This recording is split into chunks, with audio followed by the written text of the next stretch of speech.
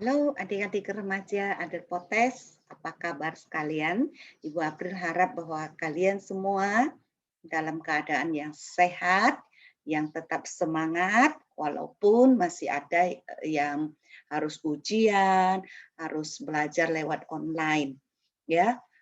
Tapi Ibu April berdoa supaya kita semua dalam waktu dekat bisa berkumpul bersama di gereja ya setelah semua situasi agak keadaan aman. Nah, pada minggu ini Ibu April akan membawakan renungan, tapi sebelum kita mendengarkan renungan firman Tuhan, mari kita bersatu dalam doa. Mari kita berdoa. Bapa kami dalam surga, terima kasih Tuhan pada pagi hari ini. Tuhan memberikan kesempatan kepada semua kami, khususnya di remaja Adel Potes, untuk berkumpul, walaupun kami lewat YouTube di rumah kami masing-masing, atau mungkin di luar rumah, tapi Tuhan memberikan kesempatan untuk kami belajar. Tuhan berkati kami semua, berkati firman Tuhan yang akan kami dengarkan bersama, renungkan bersama, berkati internet supaya boleh berjalan dengan baik, berkati lingkungan di sekitar kami supaya tidak menjadi halangan di dalam pemberitaan firman Tuhan. Kami bersyukur, kami berdoa untuk semua remaja Adel Potes supaya mereka tetap setia mengasihi Tuhan dan mereka tetap mengikut Tuhan walaupun mereka menghadapi banyak sekali kesulitan atau tantangan di sekolah, di dalam kehidupan mereka. Berkati Tuhan kami semua pada pagi hari ini di dalam mendengarkan firman Tuhan. Dalam nama Tuhan Yesus kami berdoa. Amin.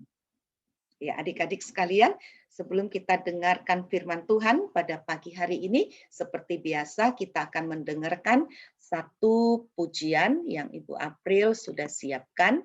Mari kita dengarkan lagu ini.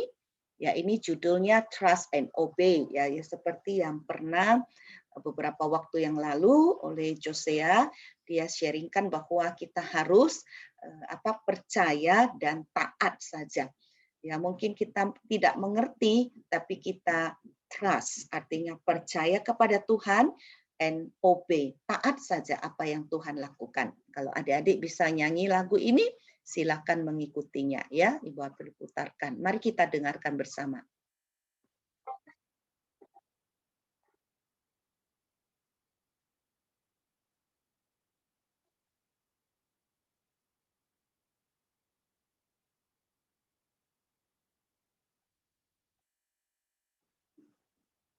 Maaf ya.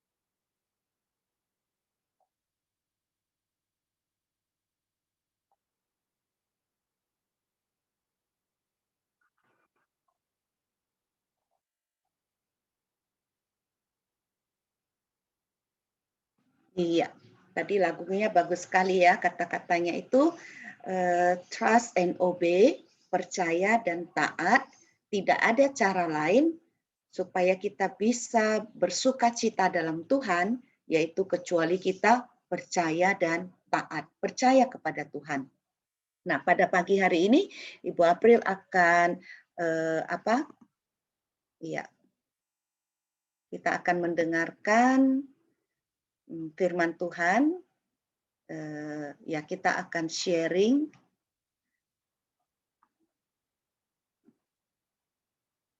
Ya, kita akan sharing firman Tuhan. Yaitu Ibu April mau supaya kita membaca dulu satu bagian firman Tuhan dari kitab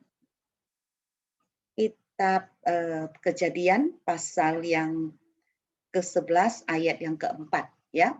Kejadian pasal 11 ayat keempat. Hari ini Ibu April mau membaca dulu firman Tuhan ini, ya, sambil sharing, ya. Ya, mari kita lihat sama-sama. Ya, kalau sudah dapat, Kejadian pasal 11 ayat keempat, juga kata mereka, marilah kita dirikan bagi kita sebuah kota dengan sebuah menara yang puncaknya sampai ke langit. Dan marilah kita cari nama supaya kita jangan terserak ke seluruh bumi. Satu kali lagi ya. Kejadian pasal 11 ayat keempat, juga kata mereka, marilah kita dirikan bagi kita sebuah kota dengan sebuah menara yang puncaknya sampai ke langit, dan marilah kita cari nama supaya kita jangan terserak ke seluruh bumi. Itu dari Kejadian pasal 11 ayat yang keempat. Nah, hari ini Ibu April mau bicara tentang ini satu hal yang menarik ya. Nah, tadi di dalam pembacaan kita itu dibilang, marilah kita, di situ dikatakan, marilah kita mendirikan sebuah kota. Ini cerita tentang apa? Pasti adik-adik tahu ini cerita tentang Menara Babel, yaitu pada waktu itu setelah zaman Nuh, ya, setelah air bah terjadi, maka Nuh punya anak, ya, yaitu Sem, Ham, Yafet. Ya, ini namanya berurut-urut Sem, Ham, Yafet, tapi ini bukan nomor 1, nomor 2, nomor 3. Tapi setelah Sem, Ham, Yafet, mereka punya anak, lalu punya anak, ya, keturunan Sem itu ada ceritanya. Mereka menjadi bangsa-bangsa di Timur Tengah. Lalu keturunan Ham itu menjadi bangsa-bangsa yang yang di Afrika, ya, di situ dikatakan. Lalu keturunan Yafet menjadi bangsa-bangsa yang berkulit kuning, yaitu di Asia, ya. Nah, itu kira-kira. Tapi Bu April harus lihat lagi jelasnya. Lalu dikatakan di situ mereka tersebar di banyak tempat, ya, hampir memenuhi semua daratan waktu itu. Nah, lalu dikatakan mereka, orang-orang yang tersebar ini, mereka mau kembali mendirikan satu tempat, ya, ingin mendirikan satu bangunan.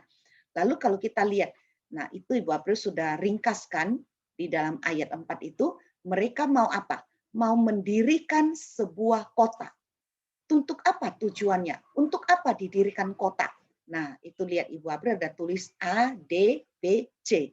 Ya, mendirikan kota yaitu supaya mereka jangan terserak, Alkitab mengatakan, supaya mereka tidak kemana-mana, tapi bersatu.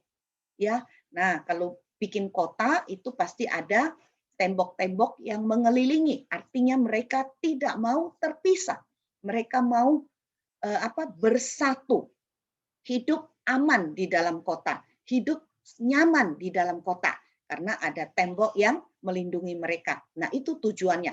Mereka tidak mau pergi kemana-mana. Padahal kita tahu firman Tuhan katakan, orang percaya itu harus pergi ke seluruh dunia untuk memberitakan Injil.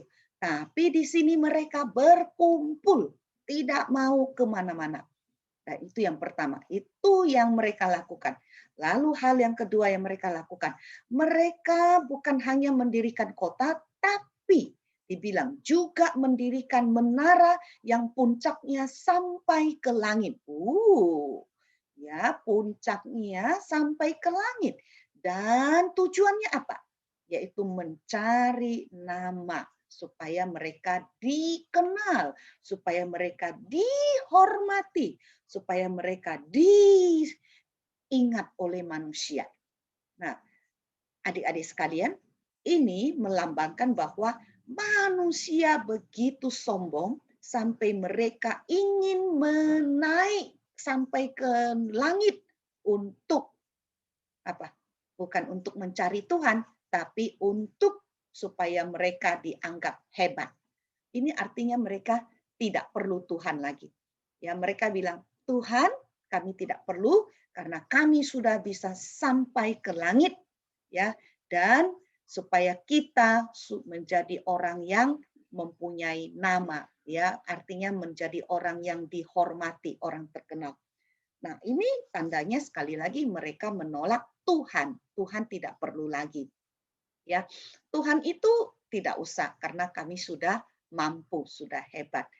Nah, adik-adik sekalian, kita lihat siapa yang menjadi pusat dari seluruh isi Alkitab. Siapa yang paling penting dari seluruh isi Alkitab ini? Ya, tadi kalau kita lihat Menara Babel, manusia ingin supaya mereka menjadi pusat, ya, menjadi yang terpenting, dihormati. Tapi kalau kita lihat Alkitab, Yesus berkata, Yohanes 3:16, karena begitu besar kasih Allah kepada manusia, ya, lalu kasih Allah begitu besar kepada manusia. Jadi pusat dari Alkitab itu siapa? Ya, sering kita mengatakan pusat dari Alkitab itu ialah all about me. Itu semuanya tentang saya. Manusia menjadi pusat. Lalu Yesus juga mati. Yesus mati untuk apa? Yesus mati for me. Jesus died for me. Yesus mati untuk saya. Untuk saya. Jadi saya adalah pusat dari kehidupan ini. Lalu Allah menciptakan alam semesta. Begitu indah, warna-warni, ada binatang, ada air, ada matahari, ada pohon-pohon, ada semuanya. Itu untuk siapa? Untuk saya, manusia. Begitukah?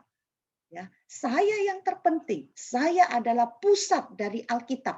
Karena Alkitab menceritakan begitu besar Allah mengasihi saya, maka dia mati untuk saya. Apakah benar? Ya. Nah, ini harap bisa lihat ya, mungkin Ibu April pindahin. Nah, di sini dikatakan apa? The gospel is not just about me. Alkitab itu bukan berbicara hanya tentang saya. Memang Alkitab berbicara tentang saya sebagai manusia. Tapi Alkitab itu sebenarnya bukan, pusat dari Alkitab itu bukan adalah about me, mengenai saya. Ya, ini kita sering salah ya.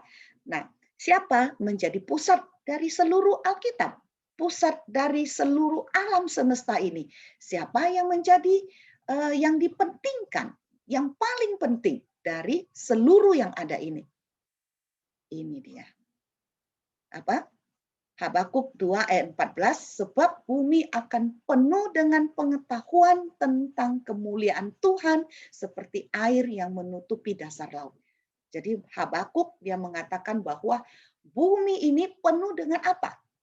Penuh dengan air? Tidak. Bumi ini penuh dengan kemuliaan Tuhan dan tentang pengetahuan mengenai Tuhan. Ya, itu banyaknya, luasnya seperti air yang menutupi lautan. Ya, lautan itu tidak kelihatan, yang kelihatan hanyalah air. Jadi dikatakan begitulah rencana Allah adalah bumi penuh dengan kemuliaan Tuhan. Lalu Yesus mengatakan dalam Yohanes pasal 12 ayat 27-28, Ibu April bacakan, sekarang jiwaku terharu dan apakah yang akan kukatakan? Bapa, selamatkanlah aku dari saat ini? Oh, tidak. Sebab untuk itulah aku datang ke dalam dunia, ke dalam saat ini, Bapa, muliakanlah namamu. Maka terdengarlah suara dari sorga. Aku telah memuliakannya dan aku akan memuliakannya lagi. Jadi ini Yesus bilang, untuk apa aku datang? Ya, Yesus mau minta Bapa selamatkanlah aku? Oh, tidak. Ya, Yesus bilang, aku datang ialah supaya Bapa dipermuliakan, supaya Tuhan Allah, Bapaknya yang menjadi pusat dari semua yang Yesus lakukan.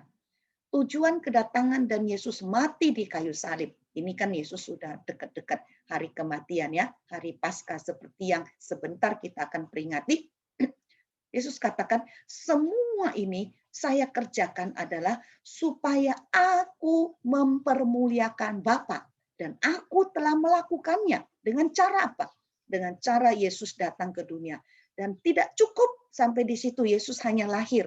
Tapi Yesus harus mati. Supaya apa? Ya memang supaya manusia ditebus. Tapi yang paling penting bagi Allah, bagi Yesus, itu supaya memuliakan Bapaknya. Dengan kematian Yesus, Bapa dipermuliakan. Bukan hanya dengan kematian Yesus, tapi juga dengan semua yang Yesus lakukan, kebangkitannya, kenaikannya ke surga, kelahirannya, supaya Bapa dipermuliakan.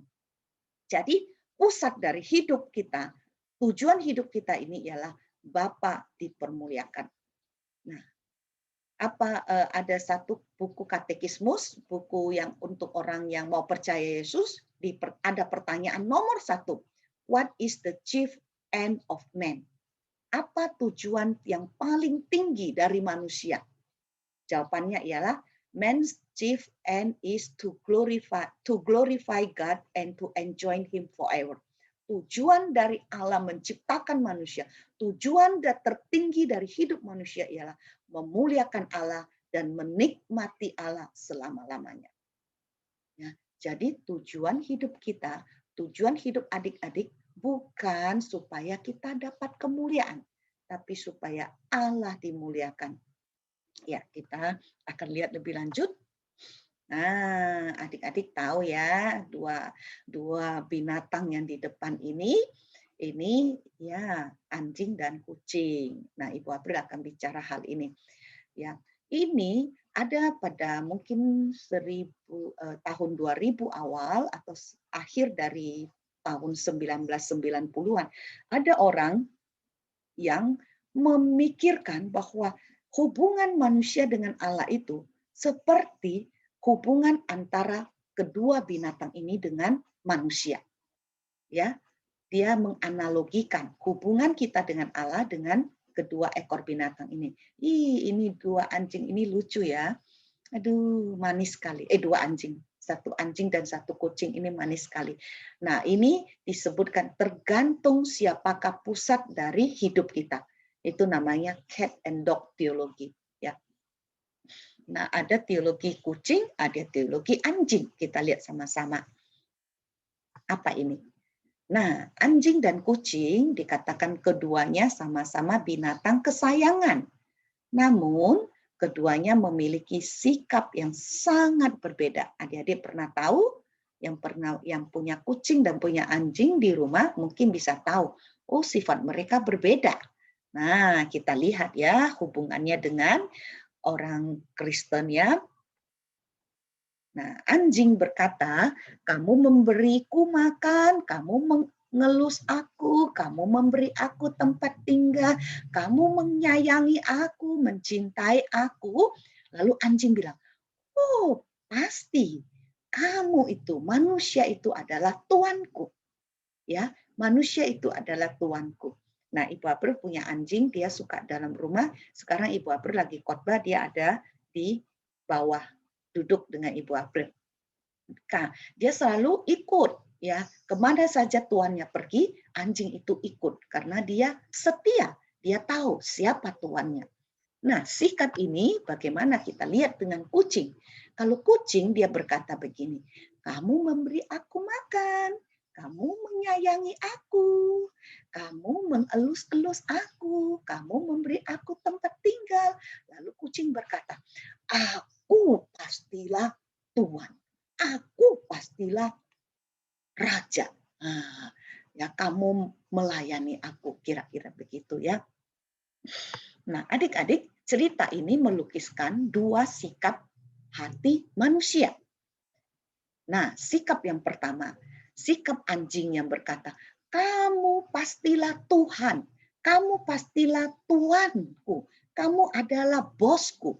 Maka anjing ini berpikir bahwa segala sesuatu ini ada, pasti datangnya dari Tuhan. Tuhan saya. Segala sesuatu ini ada, ini adalah untuk Tuhan saya. Ya, lalu anjing akan berkata, kalau begitu maka saya ada, kata anjing, adalah untuk melayani Tuhan saya, untuk mengasihi Tuhan saya, untuk menyenangkan Tuhan saya, memuliakan Tuhan saya. Ini pikiran anjing, ya. Nah, Ibu April ingat pernah nonton di TV ya, ada anjing yang pinter sekali waktu tuannya suruh dia ambil koran, ya ting ting ting ting, ting keluar ambil koran di halaman ya, dia antar. Lalu tuannya bilang ambil sepatu, dia pergi ambil sepatu, dia tahu tuannya mau pergi ya.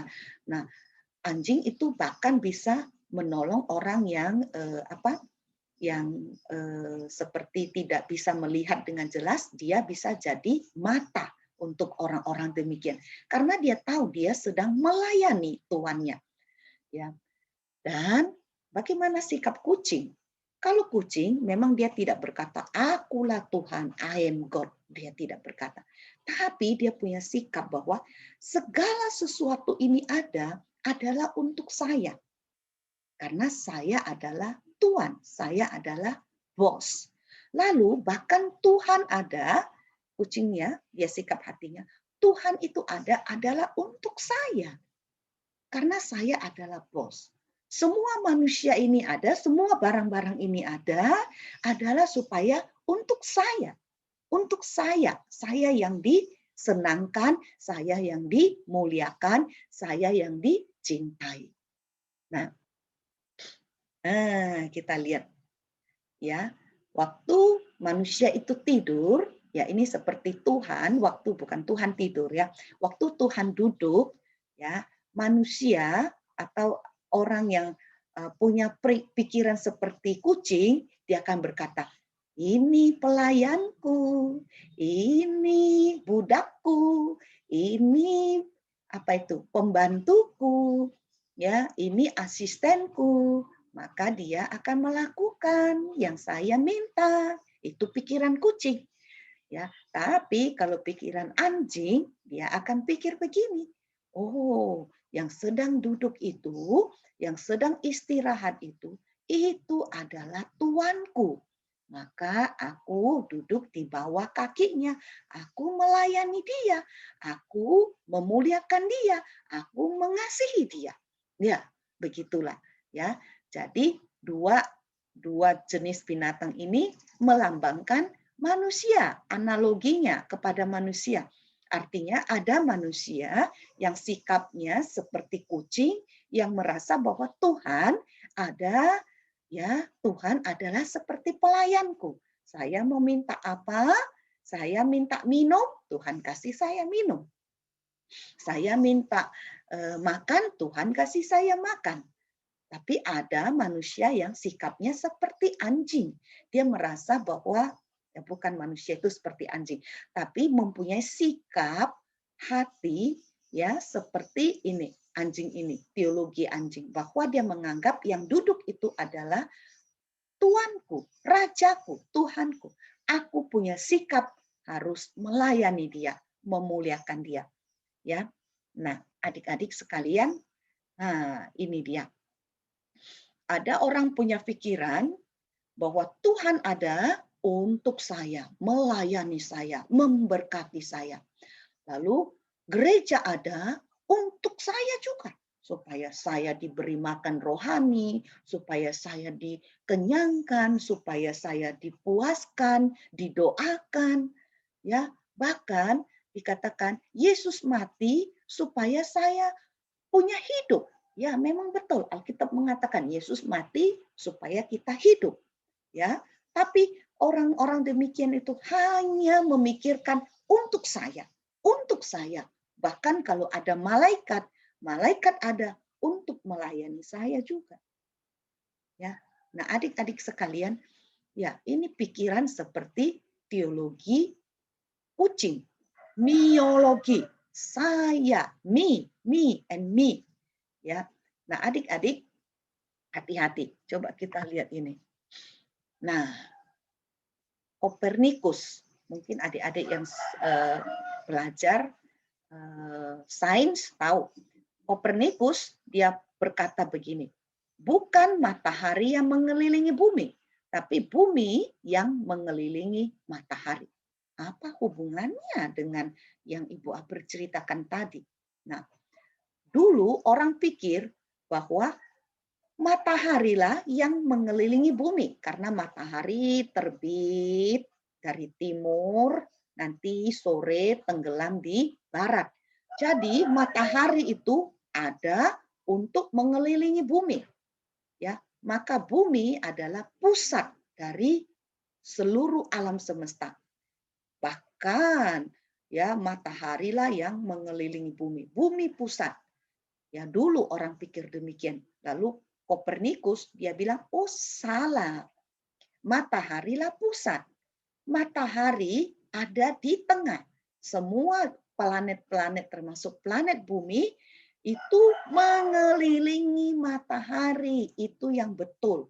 Tapi orang-orang dulu bilang, Kopernikus ini gila. Kopernikus ini salah. Tapi Kopernikus hari ini menyatakan bahwa matahari menjadi pusat. Bumi bukan pusat. Bumi hanyalah salah satu planet yang mengelilingi matahari.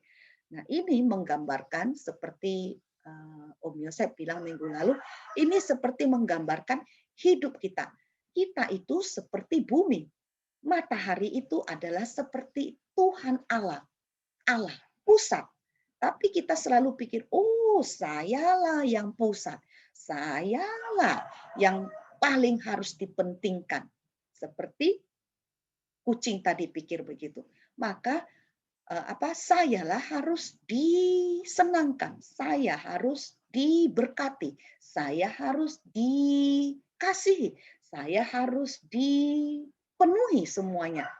Nah, adik-adik, hidup kita, pusat hidup kita ialah Tuhan sendiri, bukan kita. Ya, sekali lagi, seperti Kopernikus katakan, pusat itu ialah matahari. Matahari itu adalah seperti Allah. Dialah pusat. Dan kita itu yang mengelilingi. Ya, kita itu yang meminta sinar dari matahari itu. Kita bisa dapat sinar karena matahari memberikan sinar. Nah, adik-adik, begitulah. Sekali lagi, what is the chief end of man? Apa tujuan tertinggi hidup kita? Ialah memuliakan Tuhan. Nah, adik-adik, kalau kita studi, kita belajar, ingat, itu bukan untuk kita. Memang itu Tuhan kasih untuk kita. Tapi tujuan tertinggi kita adalah memuliakan Tuhan. Nah, Ibu April akan sambung ini pada minggu depan. Ya, Ibu April stop sampai di sini. Tapi minggu ini kita belajar bahwa what is the chief end of man? Apa tujuan hidup manusia tertinggi? To glorify God and to enjoy Him forever. Jadi tidak ada yang kita miliki, satu kecil pun adalah milik kita, tapi semuanya itu bagi Tuhan. Ya, firman Tuhan, renungan firman Tuhan sampai di sini. Ya, kita renungkan ini dalam satu minggu ini. Mari kita bersatu dalam doa. Bapa di surga, terima kasih kami sudah selesai firman Tuhan. Tuhan memberkati supaya apa yang sudah kami dengarkan ini Tuhan, kami renungkan selama satu minggu ini dan kami tahu apa yang menjadi tujuan hidup tertinggi kami. Tuhan berkatilah firman-Mu, tolong supaya kami tidak mencuri kemuliaan Tuhan. Sebab kemuliaan Tuhan itulah yang terpenting dalam hidup kami. Terima kasih Tuhan, dalam nama Tuhan Yesus kami berdoa. Amin. Ya adik-adik, minggu ini sampai di sini, Ibu April akan stop share. Nah, oke, sampai ketemu lagi. Tuhan Yesus memberkati. Ya, dah. Oke.